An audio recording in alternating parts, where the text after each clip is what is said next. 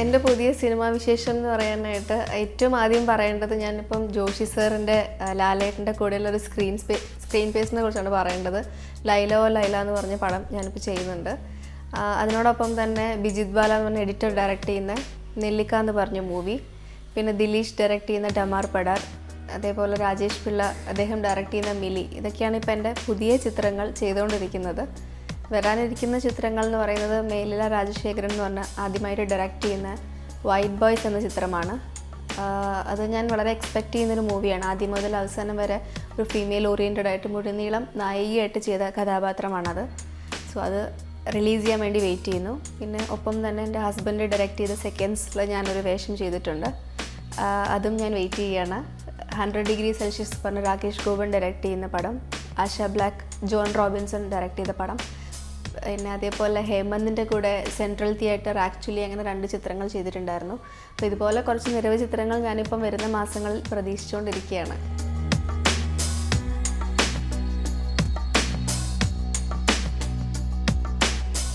ഞാൻ ആദ്യം ചെയ്തിരുന്നത് ഒരു പടിപടിയായിട്ട് വന്നു എന്ന് വേണം പറയാൻ. എന്താ വെച്ചാൽ ഞാൻ എൻ്റെ ഫ്രണ്ട്സ് വഴി അവരുടെ ഒരു കമ്പലിംഗ് വഴി ഞാൻ ടി വിയിൽ അവതാരികയായിട്ട് ചെയ്തു. അവിടെ നിന്ന് മറ്റൊരാളെ പരിചയപ്പെട്ട് ഞാൻ പരസ്യ മേഖലയിൽ വന്നു. അവിടെ നിന്ന് തുടർന്നൊരു 10-80ഓളം പരസ്യങ്ങൾ ചെയ്തതിന് ശേഷം ഒരു കോർഡിനേറ്റർ വഴി തമിഴ് ചെയ്യുകയായിരുന്നു. ആദ്യം തമിഴ് വന്നപ്പോൾ ചെയ്തു എന്നേ ഉള്ളൂ. മലയാളത്തിൽ നിന്ന് വന്നിരുന്നുവെങ്കിൽ ഞാൻ മലയാളം ചെയ്യുമായിരുന്നു. തമിഴ് ആദ്യത്തെ പടം ചെയ്ത് നിൽക്കുമ്പോൾ തന്നെ രണ്ടാമത്തെ പടത്തിൻ്റെ കമ്മിറ്റ്മെൻറ്റ് വന്നു. അത് ചെയ്ത് തീർക്കുമ്പോഴേക്കും മൂന്നാമത്തെ പടവും സൈനായി. അങ്ങനെ ഒരേ വർഷം തന്നെ 3 ചിത്രങ്ങൾ ഷൂട്ട് ചെയ്യുകയും റിലീസാവുകയാണ് ചെയ്തത്. അതുകൊണ്ടാണ് 3ഉം തമിഴ് സിനിമയാവാൻ കാരണം.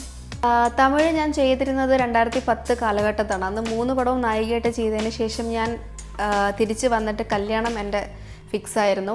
അതിനുശേഷം ഈ ഫീൽഡിൽ വരണമെന്ന് കരുതിയിരുന്നതല്ല. പക്ഷെ കല്യാണത്തിൻ്റെ ഒരാഴ്ച മുന്നേ എൻ്റെ സുഹൃത്ത് വഴി സീനിയേഴ്സ് എന്ന പടം എനിക്ക് ചാക്കോച്ചൻ്റെ അനിയത്തിയായിട്ടൊന്ന് ചെയ്ത് കൊടുക്കേണ്ടി വന്നു. അവിടുത്തെ തന്നെ മറ്റൊരാൾ കണ്ട് കിങ് ആൻഡ് കമ്മീഷണറും ചെയ്യേണ്ടി വന്നു. അപ്പം ജസ്റ്റ് അങ്ങനത്തെ 2 ക്യാരക്ടേഴ്സ് ചെയ്യുമ്പോൾ എൻ്റെ മനസ്സിൽ ഇനി മുന്നോട്ടൊരു യാത്ര ഉണ്ടാകുമെന്ന് ഞാൻ പ്രതീക്ഷിച്ചിരുന്നതല്ല.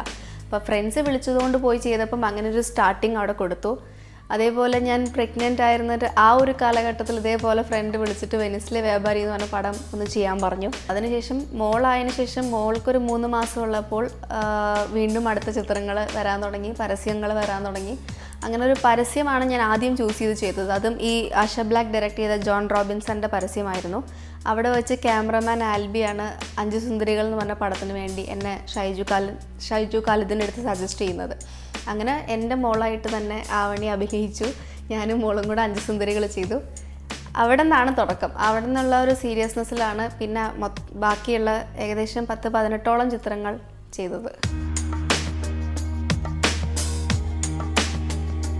അനീഷിനെ പരിചയപ്പെടുത്തുന്നത് എൻ്റെ ഒരു ഫസ്റ്റ് ആഡിലാണ്. ജാൻസി ജ്വല്ലറി പറഞ്ഞിട്ടുള്ളൊരു പരസ്യത്തിലാണ് ഞാൻ അനീഷായിട്ട് പരിചയമാവുന്നത്. അവിടെ നിന്ന് പിന്നെ 3-4 വർഷങ്ങൾക്ക് ശേഷമാണ് ഞങ്ങൾ കല്യാണം കഴിക്കുന്നത്. പിന്നെ അദ്ദേഹം ഡയറക്ടറായി, അദ്ദേഹത്തിൻ്റെ ഒപ്പം സിനിമകളിലൊക്കെ ചെയ്ത് അങ്ങനെ ട്രാവലിംഗ് പിന്നെ തുടങ്ങി. മാറ്റ്നിയിൽ ഞാൻ ഒന്നും ചെയ്തിട്ടുണ്ടായിരുന്നില്ല. മാറ്റ്നി ഞാൻ ഡെലിവറി ടൈം ചെയ്ത് കഴിഞ്ഞപ്പോഴേക്കും ബ്രൈഡിൻ്റെ ഒരു ആവശ്യം വേണ്ടി വന്നു. സോങ് സീനിൽ ഒരു മുസ്ലിം ബ്രൈഡിനെ. അപ്പോൾ അന്ന് ഞാൻ ഭയങ്കര ബബ്ലി തടിച്ചിട്ട് ഒരു പ്രസവം കഴിഞ്ഞിരിക്കുന്ന ഒരു ഇതായിരുന്നുകൊണ്ട് അത് ചെയ്യാനായിട്ട് എല്ലാവരും നിർബന്ധിച്ചു. ഞാനത് ചെയ്തു. ജസ്റ്റ് ഒരു 1-2 ഷോട്ട് അത് മാത്രമേ ഞാൻ ആ സോങ്ങിൽ ചെയ്തിട്ടുള്ളൂ മാറ്റ്നിയിൽ അങ്ങനെ ചെയ്തുകൊണ്ട് തന്നെ എല്ലാവരും വിളിച്ച് ചോദിക്കാൻ തുടങ്ങി, എന്തുകൊണ്ട് അനീഷിൻ്റെ പടത്തിൽ ചെയ്യുന്നില്ല എന്ന് പറഞ്ഞിട്ട് ഫുൾ ഫോൺ കോൾസൊക്കെ ആയപ്പോഴേക്കും സെക്കൻഡ്സ് വന്നപ്പം ഈ പറഞ്ഞ പോലെ നായിക അപർണയുടെ ഒരു ബെസ്റ്റ് ഫ്രണ്ട് ഒരു ക്യാരക്ടറുണ്ട്, ഹസീന, വീണ്ടും മുസ്ലിം ആയിരുന്നു. അപ്പോൾ മുസ്ലിം ഒരു അറ്റയർ എനിക്ക് ചേരുന്നുണ്ടെന്ന് പറഞ്ഞിട്ടാണ് ഞാൻ വീണ്ടും അത് ചെയ്തത്. അതും എനിക്ക് വലിയ റോൾ വലിയൊരു ക്യാരക്ടർ എന്നുള്ള രീതിയിൽ അതെനിക്ക് നല്ലൊരു പടമായിരുന്നു. പക്ഷേ കൂതറ എന്ന് പറഞ്ഞ പടം സൈമൾട്ടേനിയസ്ലി നടക്കുന്നതുകൊണ്ട് വിചാരിച്ച ഷൂട്ടിംഗ് ഡേറ്റ്സിൽ എനിക്ക് ഇങ്ങോട്ട് വരാൻ പറ്റിയില്ല. അനീഷിൻ്റെ പടത്തിൽ 2 ദിവസം മാത്രമാണ് എനിക്ക് വർക്ക് ചെയ്യാൻ പറ്റിയത്. എന്നാലും കുഴപ്പമില്ലാതെ കുറച്ച് സീനുകൾ വന്ന് ചെയ്ത് പോകാൻ പറ്റി എനിക്ക്. അത് ഇതിനു മുമ്പും എൻ്റെ കസിൻസ് എല്ലാവരും സിനിമ ഇൻഡസ്ട്രിയിൽ ഉണ്ടായിരുന്നവരാണ്. അപ്പം ഞങ്ങൾക്കൊരു പുതുമയായിട്ടൊന്നും തോന്നിയില്ല. പിന്നെ അനീഷായാലും അനീഷിൻ്റെ ചേട്ടനായാലും ചേട്ടൻ്റെ മകളായാലും എൻ്റെ മോളായാലും എല്ലാവരും പരസ്യങ്ങളായാലും സിനിമയായാലും എല്ലാവരും എൻഗേജ്ഡ് ആണ്. സോ അങ്ങനെ ഞങ്ങൾക്ക് ആർക്കും ഒരു ബുദ്ധിമുട്ടായിട്ടോ അല്ലെങ്കിൽ ഒരു ഡൗട്ടൊന്നും ഒന്നിലും ഉണ്ടായിരുന്നില്ല. നല്ല കെമിസ്ട്രി ആയിരുന്നു. ഫാമിലി. ഇപ്പം ഞാൻ ഷൂട്ടിന് പോയാൽ തന്നെ ഒന്നെങ്കിൽ അനീഷ്, അല്ലെങ്കിൽ അനീഷിൻ്റെ അമ്മ, അല്ലെങ്കിൽ എൻ്റെ അമ്മ, മോള്, അമ്മമ്മ, എല്ലാവരുമായിട്ടൊരു കുടുംബസമേതൊക്കെ ആയിരിക്കും ചിലപ്പോൾ ഷൂട്ടിന് പോവുക. എല്ലാവരും വളരെ ഇൻട്രസ്റ്റഡ് ആണ് ഈ ഫീൽഡ്.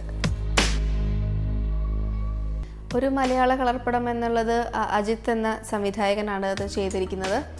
ആ പടത്തിൽ എനിക്ക് കൂടുതലൊന്നും വിട്ടു പറയാൻ പറ്റില്ല, കാരണം ആ പടം പേര് പോലെ തന്നെ വളരെ വ്യത്യസ്തമായി എടുത്ത് ഷൂട്ട് ചെയ്തിരിക്കുന്ന പടമാണ്. എൻ്റെ ക്യാരക്ടർ വളരെ ബോൾഡാണ്, അത് മാത്രമേ എനിക്കിപ്പം അനൗൺസ് ചെയ്യാനായിട്ട് പറ്റുള്ളൂ. പടം വരുമ്പം എല്ലാവരും മനസ്സിലാക്കുക. പഴയ നടൻ ജോസ് ഒരു വലിയ ഒരു കഥാപാത്രം ചെയ്തിട്ടുണ്ട് അതിനകത്ത്. സോ അത് ആ പടത്തിലൂടെ തന്നെ മനസ്സിലാക്കുന്നതായിരിക്കും നല്ലത്. വളരെ നല്ല എക്സ്പീരിയൻസ് ആയിരുന്നു. എനിക്ക് അതിനകത്തുള്ള സ്ക്രീൻ സ്പേസ് മുഴുവൻ അതുൽ സാറായിട്ടായിരുന്നു. എൻ്റെ ഫുൾ കോമ്പിനേഷൻസ് എനിക്ക് അതുൽ സാറായിട്ട് മാത്രമാണ് നെല്ലിക്കയിലുള്ളത്. അത് വളരെ വലിയ എക്സ്പീരിയൻസ് ആയിരുന്നു. എൻ്റെ ഒരു ഭാഗ്യമായിട്ട് കണക്കാക്കുകയാണ്. കാരണം അതുൽ സാറായാലും ശരത് കുമാർ സാറായാലും ഇപ്പോൾ ലാലേട്ടൻ, വിജയരാഘവൻ ചേട്ടൻ, പല കുറച്ചും കൂടി ഏജ്ഡ് ആയിട്ടുള്ള ആൾക്കാരുടെ കൂടെ ഒപ്പം ചെയ്യുന്നതിനും, ബാസി, സൗബിൻ, ഷൈൻ ടോം, അങ്ങനെ വിനയ്, ഒരുപാട് യങ്സ്റ്റേഴ്സിൻ്റെ കൂടെ ഹേമന്ത് ഒക്കെ നായികയായിട്ട് ചെയ്യാൻ, രണ്ടും പാരലായിട്ട് കൊണ്ടുപോകാൻ എനിക്ക് സാധിക്കുന്നുണ്ട്. അങ്ങനെ എന്നിൽ അങ്ങനെ ഒരു ക്യാരക്ടേഴ്സ് പലരും കാണുന്നുണ്ട് ഡയറക്ടർ. അപ്പോൾ അതുകൊണ്ട് എനിക്കത് അതിലൊരു ഭാഗ്യം ഞാൻ കാണുന്നു. എനിക്ക് വളരെ കംഫർട്ടബിളാണ് രണ്ടും. എന്ന് വെച്ചാൽ ഞാൻ കൂടുതലും ഫാമിലി അങ്ങനത്തെ ഒരു ക്യാരക്ടർ ചെയ്യാനാണ് എനിക്ക് കൂടുതൽ താല്പര്യം. ഒരു ഭാര്യ, ഒരു കുട്ടിയുടെ അമ്മ, 2 കുട്ടികളുടെ അമ്മ, അതാണ് ഇപ്പം അങ്ങനെ ജീവിക്കുന്നതുകൊണ്ടാണെന്ന് തോന്നുന്നു. അതെനിക്ക് ചെയ്യാൻ കൂടുതൽ താല്പര്യമാണ്. ഇപ്പോൾ വൈറ്റ് ബോയ്സ് എന്ന് പറഞ്ഞ ചിത്രം ഞാൻ വിജയരാഘവൻ ചേട്ടൻ്റെ ഭാര്യയാണ്.